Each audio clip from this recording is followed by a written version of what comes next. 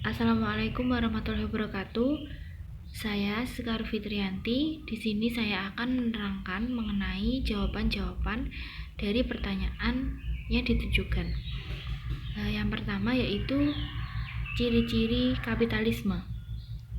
Ciri yang pertama yaitu masyarakat memiliki hak untuk melakukan hak ekonominya. Jadi di sini masyarakat itu memiliki hak untuk melakukan hal-hal ekonominya. Kapitalisme sendiri itu menjamin bahwa setiap orang itu mempunyai hak untuk mencapai barang-barang ekonomi dan sumber-sumber daya melalui cara yang legal. Sehingga walaupun masyarakat itu memiliki kebebasan dalam perekonomiannya, mereka itu mendapatkan hal tersebut menggunakan cara-cara yang legal. Yang kedua yaitu alat produksi berada di tangan perorangan. Maksudnya di sini adalah semua alat-alat produksi itu dilakukan oleh masyarakat sendiri. Karena dari awal semua ekonominya itu dilakukan oleh masyarakat, maka alat-alat produksi itu juga berada di tangan perorangan ataupun berada di tangan masyarakat, di mana masyarakat ini mengusahakan sendiri alat produksinya dan mereka menggunakan alat produksi tersebut untuk mereka gunakan dalam perekonomian. Yang ketiga yaitu pemerintah tidak dapat campur tangan langsung terhadap kegiatan ekonomi. Di sini maksudnya adalah campur tangan dari pemerintah itu hanya terbatas pada perlindungan dan pengawasan dalam perekonomian, sehingga masyarakat sendirilah yang akan melakukan kegiatan ekonomi tanpa ada campur tangan dari pemerintah secara langsung. Setiap individu memiliki dengan menggunakan berbagai metode untuk mendapatkan keuntungan yang maksimal. Jadi dalam sistem ekonomi kapitalisme, individu itu memiliki kebebasan dalam perekonomian, walaupun dalam kegiatan bersaing bisnis dengan menggunakan metode yang ingin mereka gunakan. Yang nomor 5 yaitu adanya persaingan bebas dalam pasar.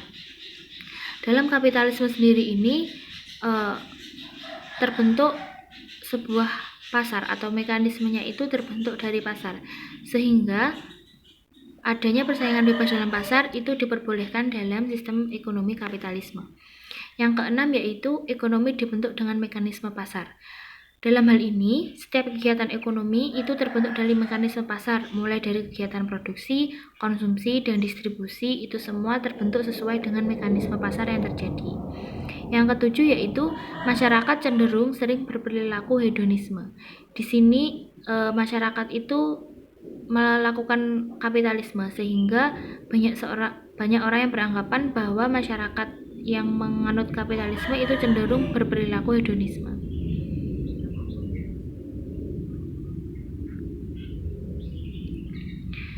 Yang selanjutnya yaitu tahap-tahap perkembangan kapitalisme. Dalam hal ini kapitalisme itu terjadi dalam 3 tahap. Yang pertama yaitu kapitalisme fase awal. Kapitalisme fase awal ini bisa disebut dengan kapitalisme merkanilisme yang terjadi pada tahun 1500 sampai dengan 1750. Kapitalisme ini bertumpu pada industri sadang di Inggris. Kapitalisme ini masih sangat sederhana, yaitu ditandai dengan praktek permintalan benang yang masih menggunakan mesin sederhana. Sementara kebutuhan produksi itu disesuaikan dengan kebutuhan konsumen.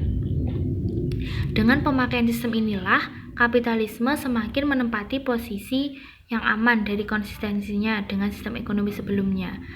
Kalau pada sistem ekonomi yang diterapkan pada sistem kapitalisme, dana surplus sosial selalu digunakan untuk membuat tanda-tanda kejayaan suatu masa dengan membangun piramida-piramida sebagai lambang kemegahan dan kejayaannya. Yang selanjutnya yaitu fase selanjutnya yaitu kapitalisme fase klasik.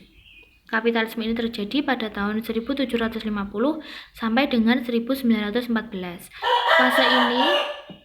Fase ini ditandai dengan bergesernya sistem pembangunan kapitalisme dari sistem perdagangan ke sistem industri. Tepatnya ketika terjadi revolusi industri di Inggris yang kemudian menjadikan masa ini sebagai masa transisi dari dominasi modal perdagangan ke dominasi modal industri.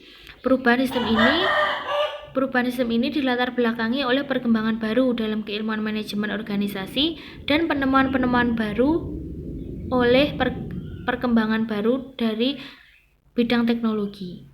Yang selanjutnya yaitu fase kapitalisme fase lanjut.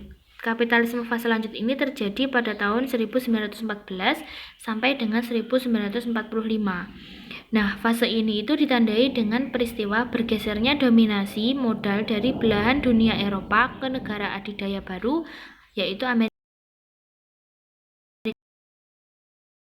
Eropa akibat perang yang berkepanjangan yang mengakibatkan terjadinya krisis besar-besaran di hampir negara kapitalisme Eropa, termasuk Inggris yang awalnya itu sebagai negara kapitalisme Eropa terkaya. Ada tiga hal besar dalam fase ini yang terjadi, yaitu ketika terjadinya Perang Dunia Pertama,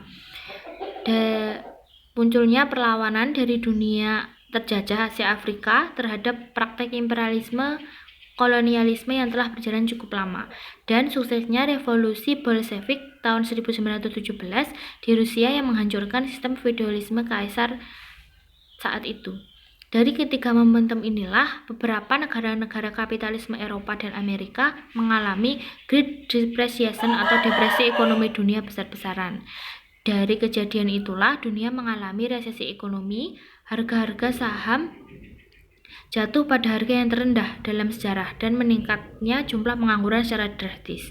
Dari peristiwa ini, negara-negara kapitalisme saat itu mulai merubah kebijakan ekonominya dari sistem liberalis yang tidak memberikan ruang jaminan sosial sedikit pun kepada masyarakat pada sistem ekonomi negara kesejahteraan atau welfare state. Yang selanjutnya yaitu sikap kelompok neoliberalisme, reformis, dan radikal dalam menyikapi globalisasi dan kapitalisme. Yang pertama yaitu sikap kelompok neoliberalisme. Di sini kelompok neoliberalisme memberikan 3 bentuk sikap. Yang pertama yaitu globalisasi perlu dibimbing dengan kekuatan pasar dan otoritas publik hanya perlu memfasilitasinya. Yang kedua yaitu perlu menghapus pembatasan, di mana banyak sekali sikap-sikap globalisasi dan kapitalisme yang menurut kelompok neoliberalisme itu perlu menghapus dari pembatasan-pembatasan yang diberikan dari sikap globalisasi dan juga kelompok kapitalisme. Yang ketiga yaitu perlu dikembangkan privatisasi langsung. Yang selanjutnya yaitu sikap kelompok reformis. Ada 2 sikap. Yang pertama yaitu kapitalisme memerlukan kebijakan publik global yang cermat. Yang kedua yaitu mengembangkan jaminan resmi standar minimum. Jadi menurut kelompok reformis, di mana kapitalisme itu memerlukan kebijakan-kebijakan publik dari sikap globalisasi yang cermat yang sesuai dengan sistem ekonomi ataupun sistem dari kapitalisme itu sendiri. Yang ketiga yaitu sikap dari kelompok radikal, itu ada 2. Yang pertama yaitu perlu memisahkan negara dari jaringan ekonomi global. Yang kedua, globalisasi itu dinilai mengancam pluralisme. Di sini menurut kelompok radikal, itu ada beberapa negara-negara yang perlu dipisahkan dari jaringan ekonomi global untuk menetapkan beberapa kebijakan-kebijakan yang sesuai. Demikian sedikit penjelasan saya mengenai pertanyaan-pertanyaan dari seputar kapitalisme. Ada kurang lebihnya saya mohon maaf. Wassalamualaikum warahmatullahi wabarakatuh.